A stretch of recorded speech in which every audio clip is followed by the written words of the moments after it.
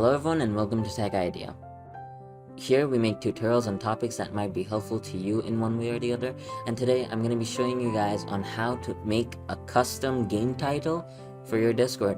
So as you can see right now, I don't really have anything going on other than two browsers, and over here as you can see my Opera GX, I can stream it, and it's not named as Opera, it's just named as, something that's not PG. Anyways, if you wanna, I'm just gonna turn my browser off, and once I turn it off, it's just gonna go away, and that's done.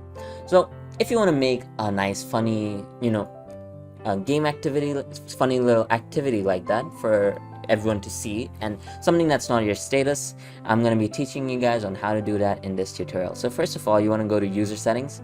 Once you're in user settings, you want to scroll all the way down to your activity status. Over here, as you can see, no games detected, but if you have a browser running, or even if it's Spotify, you want to press on add it, and then you press on browser.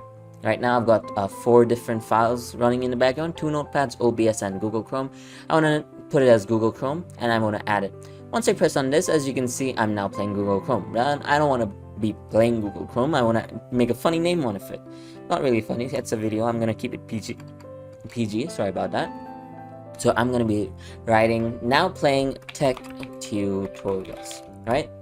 I'm going to save it as that. Once I save it as that, as you can see, it's now playing tech tutorials.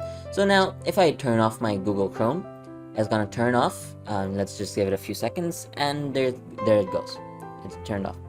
So if you want to, you can do anything. You can write the title and anything you want. So you do you, make it whatever you want. But if this tutorial helped you in any way, please drop a like, and if you want to see more tutorials like this in the future, don't forget to hit that subscribe button as well as that notification bell. Thank you so much for watching. Bye bye.